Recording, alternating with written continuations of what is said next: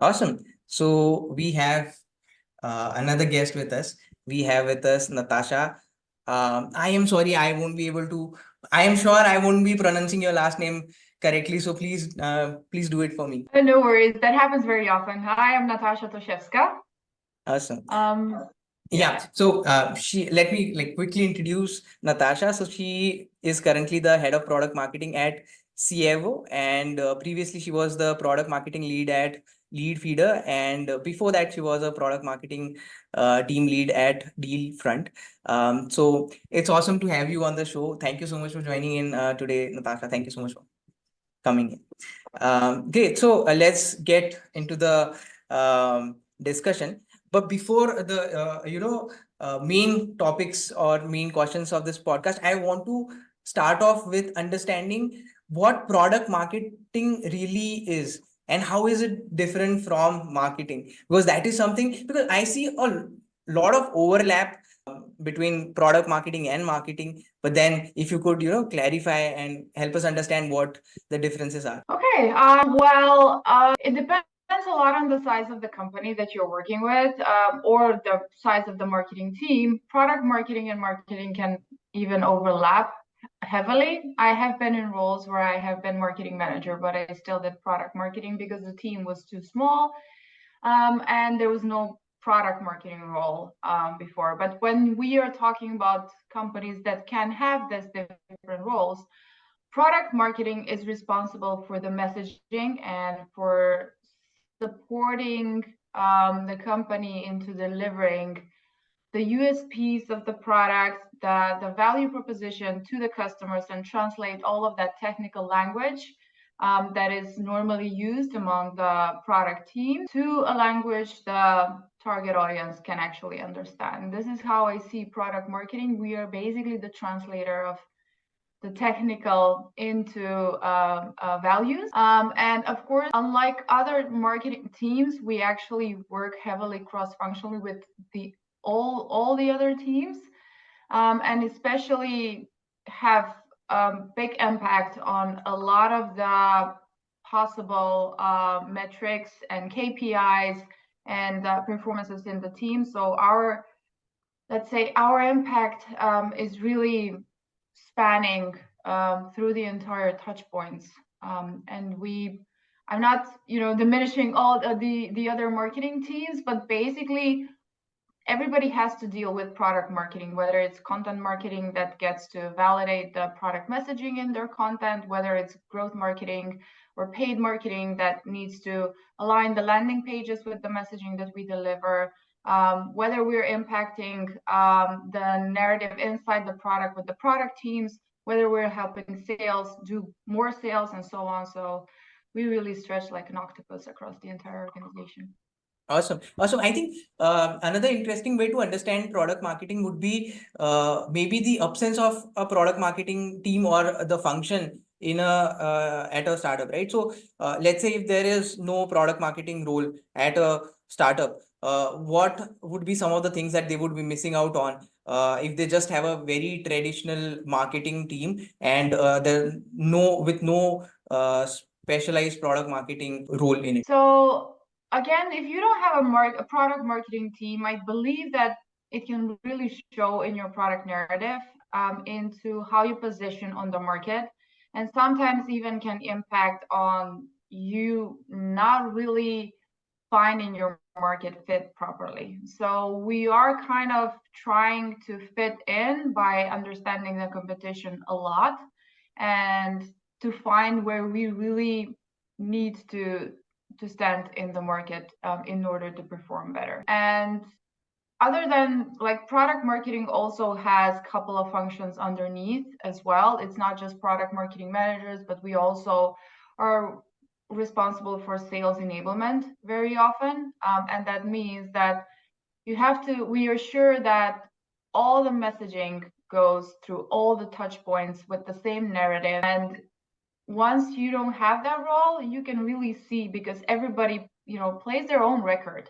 They have different decks, they have different messages. You see that paid team has a completely different statement on the same product than what the content team has put on the website, for example. So there's a lot of inconsistencies when there's lack of product marketing people in the team.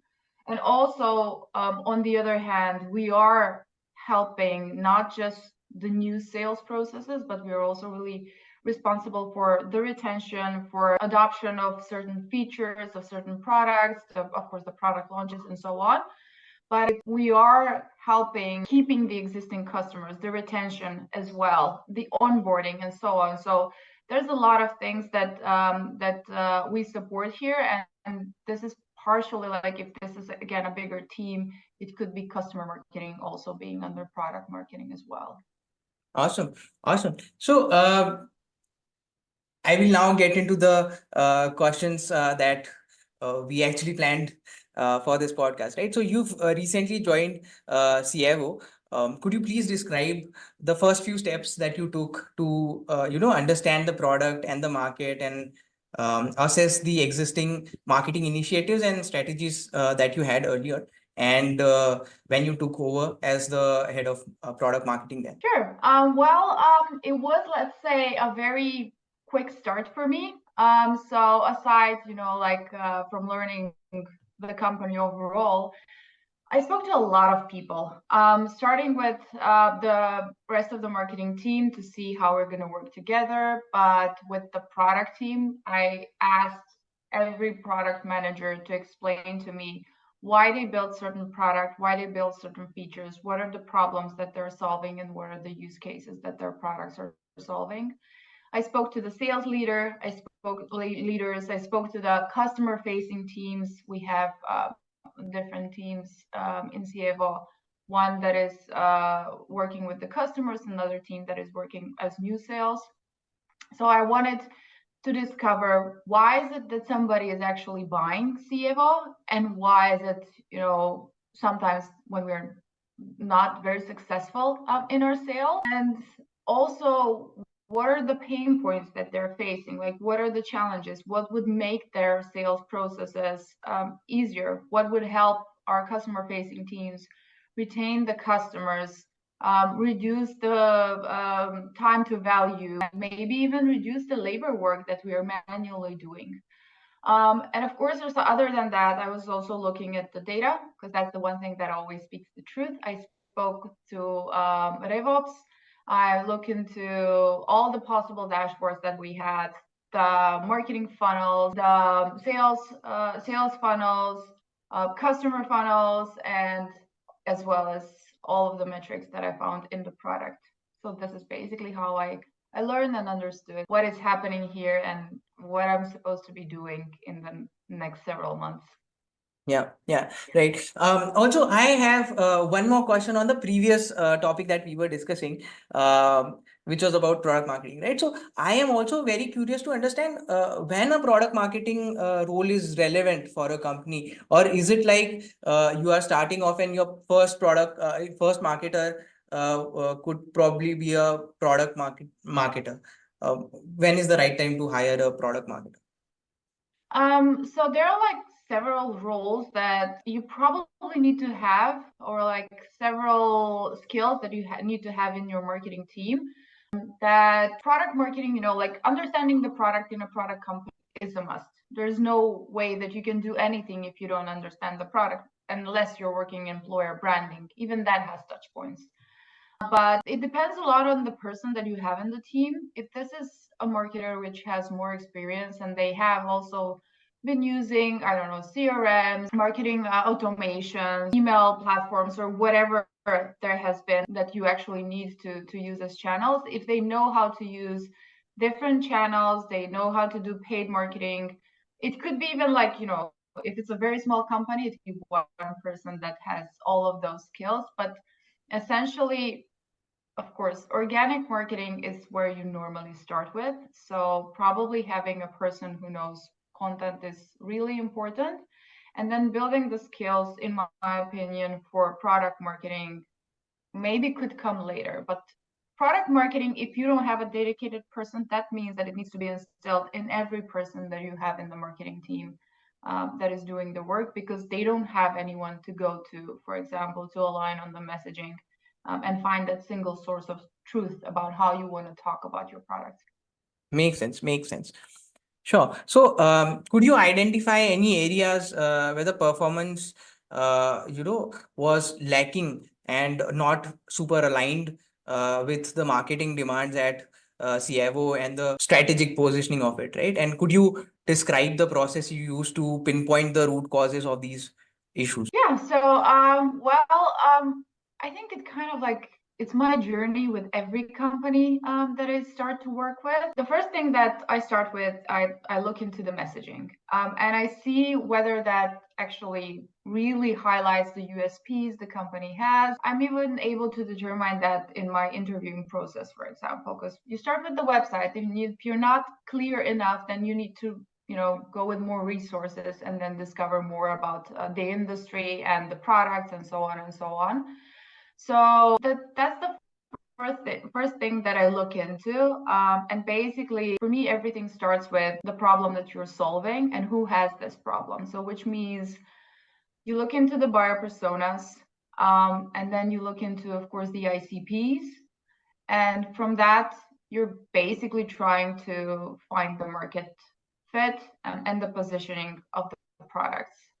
So you're looking into competition. You see what the industry looks like, and you're really responsible of doing in-depth analysis. If there was one in place, you really need to understand, what they have, what are the outcomes of it. But you need to, take everything with a grain of salt, because that's your role. Like as product marketer, you really need to challenge everything that you actually see. And companies who do not have product marketing, or let's say a bigger role in product marketing, a lot of these documents have been created, and then they stay for quite a long time, even though the ICP kind of sometimes may be changing, the market is changing, the needs are changing, the buyer personas, the tools they're using, the way they're thinking, their needs are also changing. So you have to again look into all of this document, and the goal is to create this unique value proposition on what are the problems you're solving, who you're solving for, and how you're different. So basically, why somebody should choose your products instead of somebody else's. Once you actually have that, the next thing that I do is I create a messaging house. And this is the place where I want to steer everybody who has any communication with prospects or customers to make sure that the same messages go out across all of the channels. So then we distribute that document to the product team, to the customer facing teams, to sales teams, support, marketing team, rest of the marketing team, and so on, to make sure that we are all aligned. I had a manager a long time ago who used to say, selling is repeating. And it, like, he didn't mean, like just to continuously push the same ad to one person, but basically have the consistent messaging wherever somebody sees you, that you actually tell them the same story. Makes sense. Yeah. So I have another question, and I came across this question very recently. So something that I've understood is when you are starting a small company, it's much easier to narrow down and figure out, let's say, one very core value proposition that you have around your product, and then focus all your marketing efforts around that. But let's say now the company grows and there are multiple products that you're building on, right? So how do you focus on a new product launch? How do you go about launching the new product when already there are multiple different initiatives that you are already working on? How do you launch another product? Well, first you actually need to see the scale of the product and whether this product is actually impact your positioning. Is this something that might change your positioning? Is it something, that puts you in the bucket of, you had something missing, but now you're following up on your competition? Or is it like completely new? Or even if it's going to put you in like selling to a new segment. So it could be something completely different. Let's say this, even if this is a complementary product that just might improve your positioning there, then you also need to figure out how this product fits in with the rest of your product portfolio. Is it a product that somebody would come to buy from you, or is it a product that they will like they would buy secondary. So that also depends whether you're going to be focusing more on new sales or you're going to be focusing on upselling in this situation. So this is how basically you're going to do that, to define what type of product launch this is going to be and what are the channels that you're going to be using. And again, everything goes with who is the buyer persona? Is this a new buyer persona? Does this change your ICP? Is this a new segment? So you need to again go through creating that value proposition for this particular product and connect it how it actually aligns with your existing product portfolio. And based on that, you're just going to again recreate messaging and create the materials that you want to use for the different channels that you have agreed to be using in order to reach everybody who's in your audience. Yeah, makes sense. Great. So how should a product marketing manager go about nailing the ICP, especially when the data is scarce? And should we make a wish list of the kind of companies we would like to work with? Should we base it on the recent accounts we've served? Should we rely on indirect data sources like site traffic or maybe enriched firmographic data? How should we go about that? So I wouldn't say that there's one right way to do it. There are probably multiple ways, but I'm just going to stick to one. Like, first of all, if there's somebody already buying your product, just look into them and find companies that are similar to them. So there are many tools that you mentioned already, some that can give you lookalikes of your, and this is how you can define it maybe one way. The other way is you can be looking, like, for example, also at your website and see who is visiting your website. But you have to be a little bit careful with that, because if your messaging is not really sharp and you're not 100% sure that this is what you're really trying, the problem that you're trying to solve, you have really expressed it very well across your channels, you might be even getting the wrong audience there. So that's another thing that you need to take in consideration when you're looking at your website traffic. But if that, for example, you have your messaging there correctly, let's assume that probably the right people are actually coming to your website organically when they're looking for a solution to their problems. Of course, everything is focusing around the problem that you're trying to solve. And then you need to look into who has this problem, starting with the buyer persona, like who is the person that would be looking for a solution that I'm offering.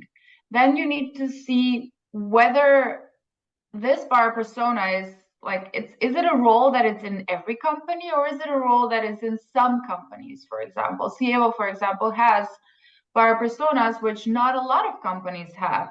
We sell to chief procurement officers or procurement excellence leaders and so on. So that means that probably not every company is our in our ICP. Then on the other hand, you also need to be seeing what is, let's say, the price that you want to offer your product for, and can those companies afford it? When would they be able to achieve ROI with the product that you're using? So to justify the cost, it doesn't have to really impact, like certain financial things, but it could improve their efficiencies and so on. So it really, again, like goes to just looking different aspects, and probably you also using different tools in order to get to your ICP. Great. And how do we find a balance being very specific, or let me just reframe this, right? How do you balance being specific enough to be meaningful without being too narrow when defining your ICP? Well, if you ask me, I mean, of course, you might be missing out in the beginning, but it's not really bad if you have a narrow ICP, because it's a lot more effective if you're really talking to the right audience, rather than if you do the spray and pray and you're wasting your money, you're wasting your resources into talking to people who may not have the business match with you. So I would even start small, and then I would scale it based on the feedback that I'm getting or the new opportunities. There could be a lot of companies that are visiting my website that might be actually really interested in what I'm trying to solve. And then you can investigate once you have a certain quantity of these companies, then you can check whether this actually resonates with them. So you can expand your ICP. It's a living matter. ICP is something that evolves through time because the needs of the companies change, the problems change, the offering on the market change, our company changes, our products also change. So this is something that you need to continuously be looking at. So I don't think that there's even a risk of being of course, being too narrow might mean that you might be missing out on a lot of. It's better to start that way and then to expand than to start the other way, to be too wide and be very ineffective and have very high cost of all of those conversions than scaling down. But let's say you have a very horizontal sort of a product, which can be used in multiple different industries by multiple different roles. Do we still stick to this? It would be easier if the product was a vertical product, right? Because then it narrows down the ICP, but then it is inherently a very horizontal product. Do we still stick to that at least initially and then broaden it, or how do we go about doing that? So I would say you also need to look into the market conditions. For example, there could be, even if it's, let's say, a product that can be used by many different teams, there is still somebody who is your buyer persona. So it's not like anybody in the company can make a decision whether they're buying your product or not. So you need to look into your buyer persona and see who is the one who's making the calls when somebody is deciding on getting your product. And that probably is not going to be a lot of people. In that case, there's also other factors that you might want to take in consideration. The competitive landscape there. There are certain markets where it's probably even not better to enter. If you don't really have the strengths in that market, you need to look into your product and then you need to look into your competition. I'm pretty sure that, in B2B, there's not a lot of products that are relevant to every company and to every person in the company. So whether it's you're going to differentiate in geography, whether you're going to differentiate in an industry where you solve the problems best, and whether you're going to specialize, for example, we create products that are for the real estate market, because you may not be able to differentiate for everybody.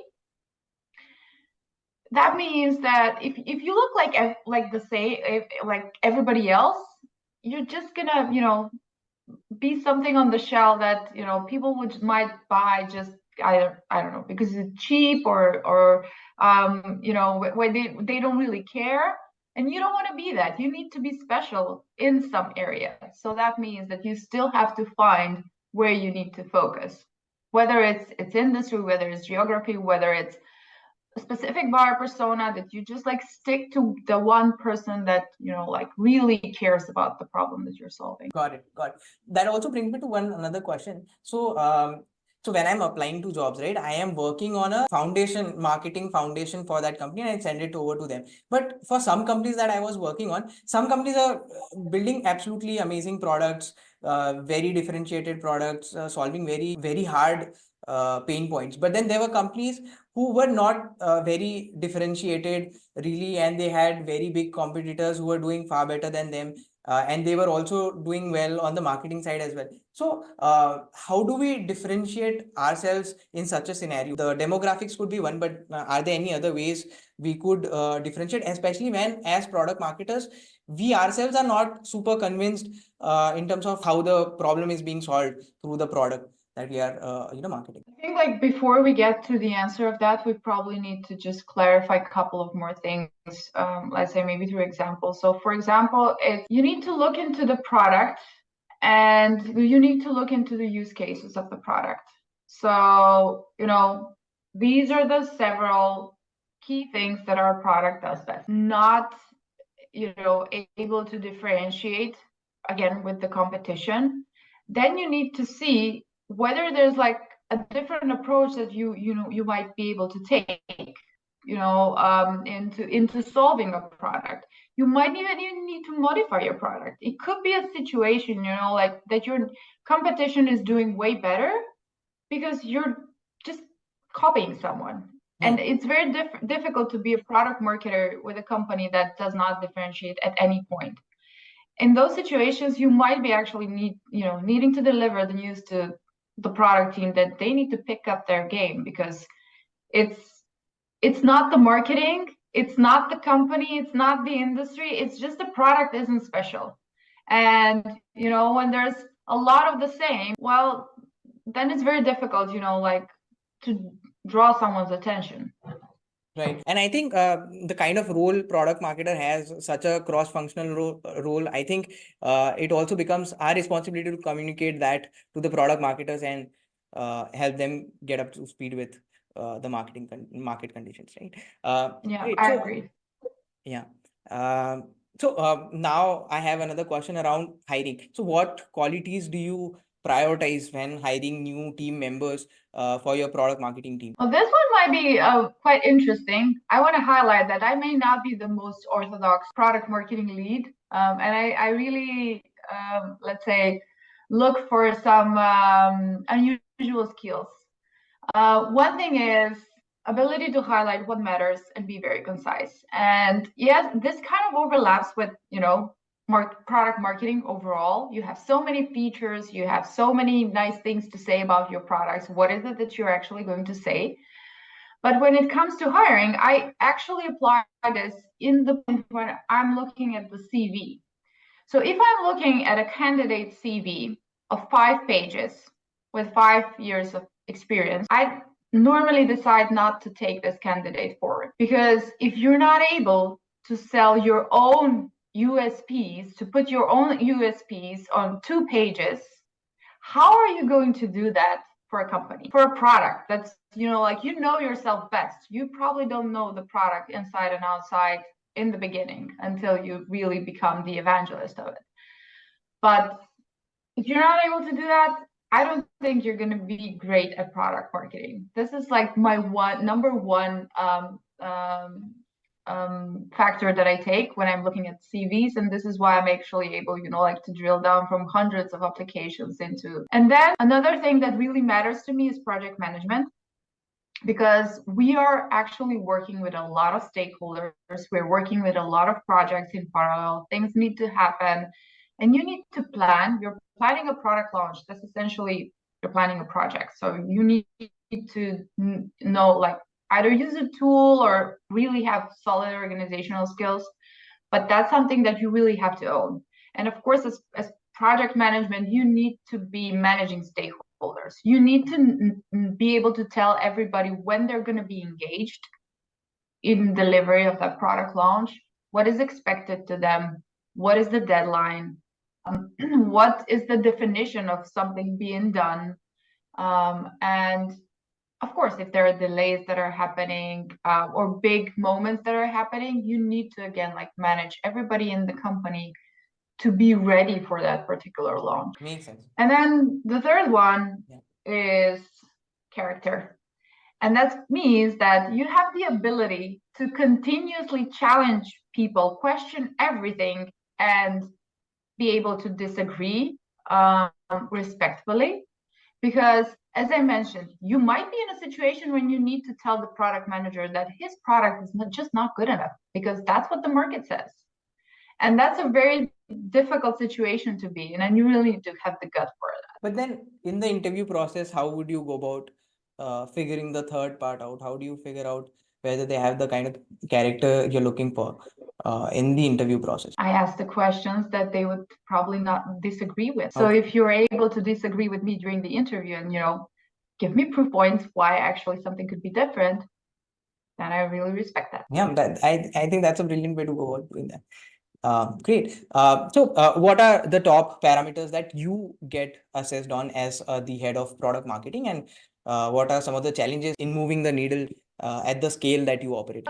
So, well, as I said, I don't really like to take the traditional, let's say, marketing metrics because I feel that they limit. So in most of the case, let's say, marketing metrics, because I feel that they limit. So in most of the cases, I take responsibility in the ARR and NRR in the company.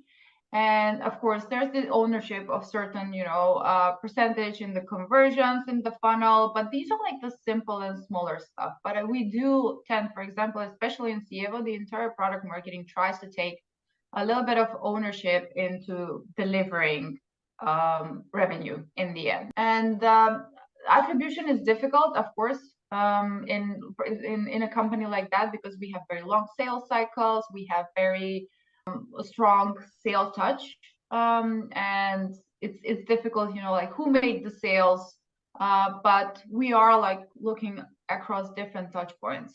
In order not to be able, for example, to do the same mistakes over and over, then I look, into the small details of, different points into the conversion from lead to MQL or first meeting to opportunity. These are like areas where we can directly impact with the quality of the materials and the messaging that we're creating.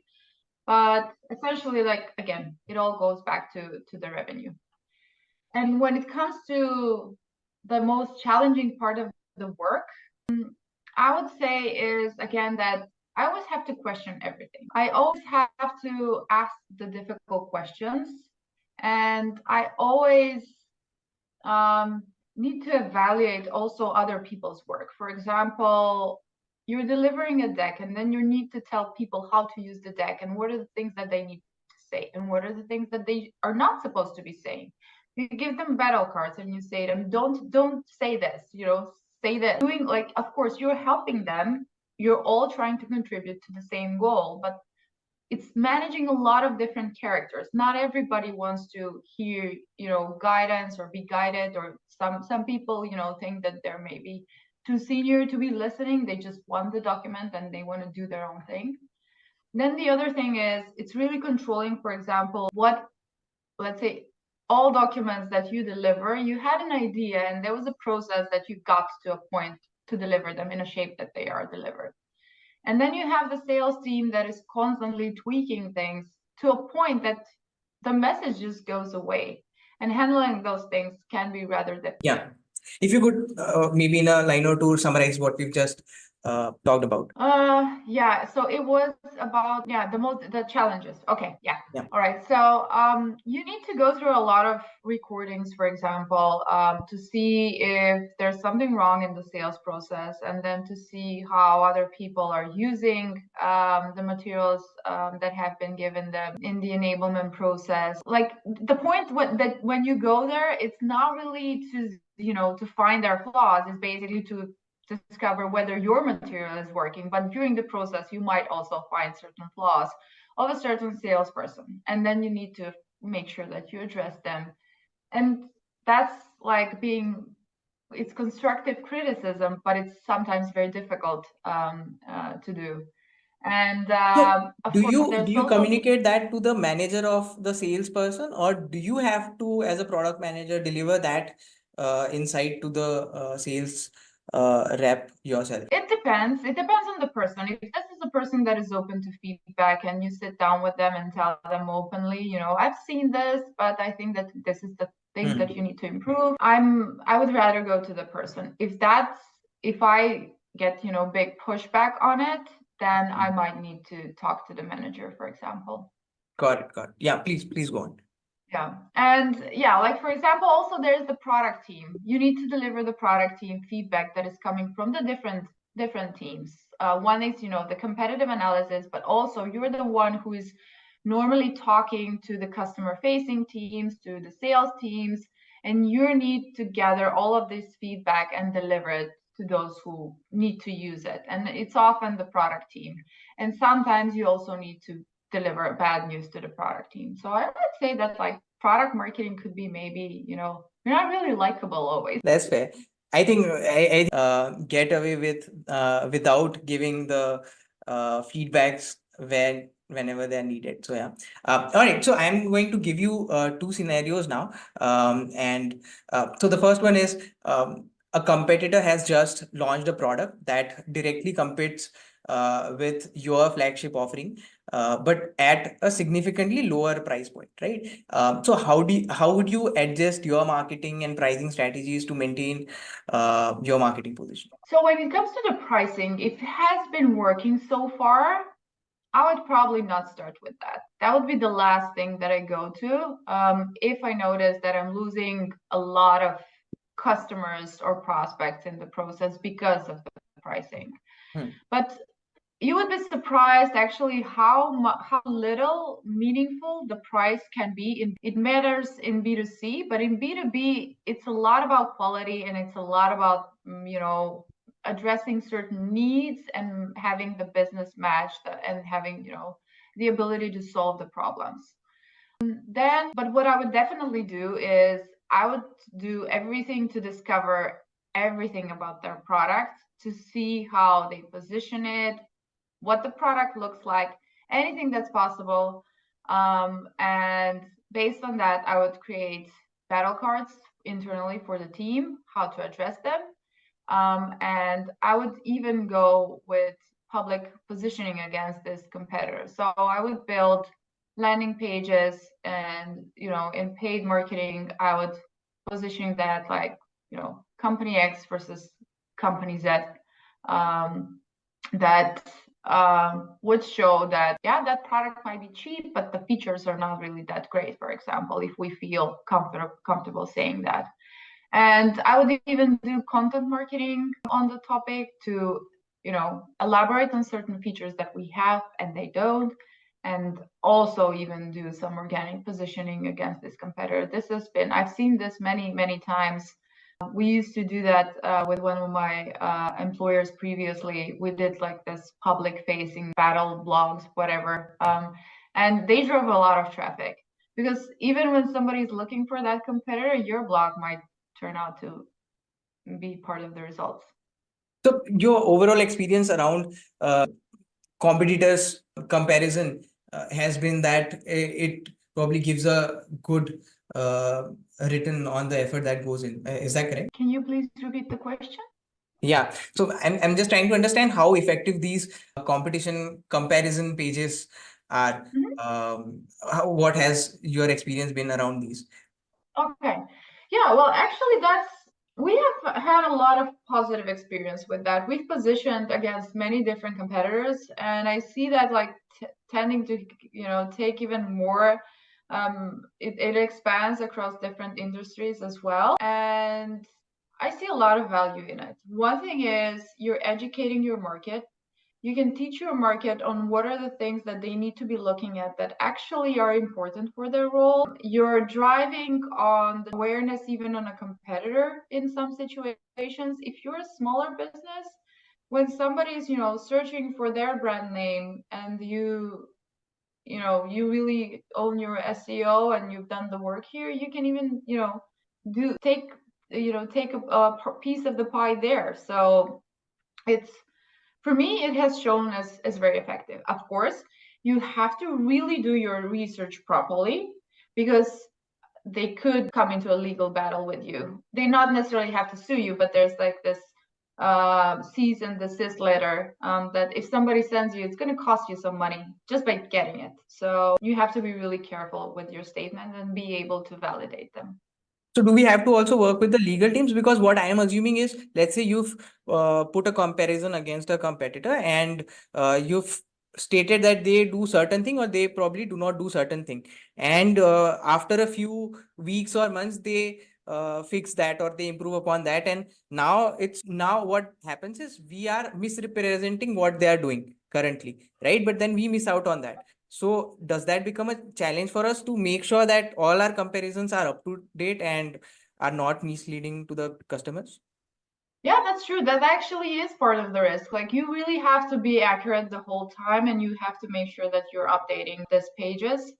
And of course, I have worked with the legal team before releasing pages of this sort, because sometimes, let's say, if you were in a situation where you know more about the competitor than you would normally know, like than what you can validate, And I don't know, you've heard it in a call with a customer and the customer told you. You cannot really say that, you know, like, well, they told me and it has to be right. So you really have to be able to validate that with a link, with something, you know, Which is in on a a public paper in domain. order to claim it. Yeah. Yeah.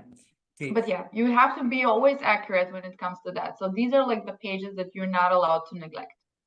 Definitely, definitely. Awesome. So one last scenario that I have is your company has recently acquired a small competitor to enhance the product suite. And how would you approach the integration of the new product into your existing GTM strategy to maximize the outcome and minimize the disruption, of course? I really like this question because I have learned the answer the hard way. So regardless if it's acquisition or merger, adding additional product to your portfolio, that's simple.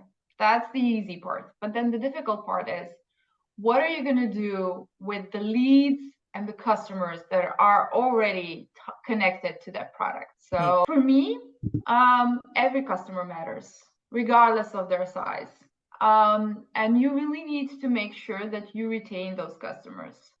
So there's another thing that you need to keep in mind. You're going to make the announcement, you know, like, we bought this company and now this company is part of our company called X. But you need to have the assumption that probably nobody paid attention to that press release that you made, and nobody heard the news, or nobody memorized the news, or they opened the email but that they did not really read it. So you should not make any assumptions here that everybody now understands something just because you posted about it. And that means that the customers that are already using the product, they need consistency, because otherwise, if they log in and then they see something completely different, your support is going to be on fire, and you might even get a lot of customers churning. So you really need to be careful here. And one thing is, of course, depending on the amount of customers that you have, let's say this is a product that has a lot of users, so it's not going to be easy, you know, like that your customer teams, your CSMs reach out and deliver the news to the people one by one. That means that you first need to start informing them in the process, you know, like when they're logging into the product, that something might have changed, you know, like they log in and then there's a pop-up and you give them the news, and yeah, still fine, but you need to still slowly transition from one product to another, and you need to work with the product team and with the CSM team in order to do this right. On the other hand, there's also leads that are coming from their channels, and you should not like, okay, this stops now. You should actually harvest on that. And that means that you first start with the announcement, then you combine the logos, you know, like company X now called company Z, and then you change the colors, and then, you know, like you do that very, very slowly. And this process might take year or years, depending, you know, how big this competitor was. So it's really, you really need to take this process with a lot of attention. Otherwise, you're just gonna lose a lot. And the people, you know, who stopped using a product, it's a lot more difficult to get them back to use it again, than, you know, just completely starting over or keeping them, which is the best. I think there's some more bit to unfold there. So could you please tell us a little bit about the experience that you had yourself, and what was the biggest challenge you faced when such a situation happened with you earlier? So one thing that you need to know is that if you change everything at once, you will not know where you made a mistake.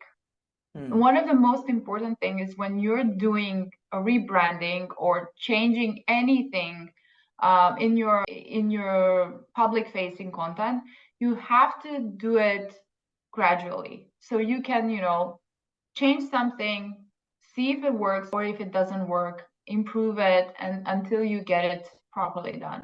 If you're testing a lot of parameters at the same moment, then you will not really know what was the one that was succeeding and what was the one that was failing. Right. So this is something that we did. We changed everything immediately. That did not go very well because we started losing the leads that were really coming from one channel, that were a lot. Was it from the website itself? It was the website, but also like we still hadn't terminated the paid ads, for example, because we realized that we probably shouldn't. But everything, like people would start. We had a free trial, so they would try to start the trial, and then the logo changes from the website that they came, and then they just abandon it. So we had like the line going down constantly. We had customers. One thing was that customers were confused. We even changed the name of the product in the beginning, and then people were not able to find the product. We changed the UI, we changed the name of their product, and they couldn't really manage there. And we saw that a lot less users were using the product. Those whose contracts were close to an end churned. So we were really facing a very big challenge. The good thing is we managed to fix this mistake and go back to ground zero, and then gradually do things the proper way. And the numbers again started going quite quickly up. The good news here is if it's a company that has short sales cycles, you're going to be able to see this quite quickly. If this is a company that has long sales cycles, you can even crash the company. So you really have to be careful how you approach this. Branding is a big deal. Even if you're not Coca-Cola or whoever, it is still a big deal. How long did you take to make that transition from the previous company to the new one? From the moment we made the mistake, it took us about 3 months to go back to undo a lot of things, and then the numbers started going up immediately after a month we did that. So. And what scale of company are we talking about here, and what kind of customers? These were short sales cycle customers, or were they short sales cycles? Yes, but a lot of customers, partially PLG, partially sales-led growth. Awesome. So yeah, those were all the questions that I had for you, Natasha, and I absolutely loved all the insights that you've shared, and I am sure everybody who's going to watch this podcast, they're going to have the same opinion. So yeah, thank you so much for doing this. Thanks a lot. Thank you very much. It has been my pleasure. I really enjoyed our conversation. Awesome. Natasha, I have just one last question. Let me just stop recording, right?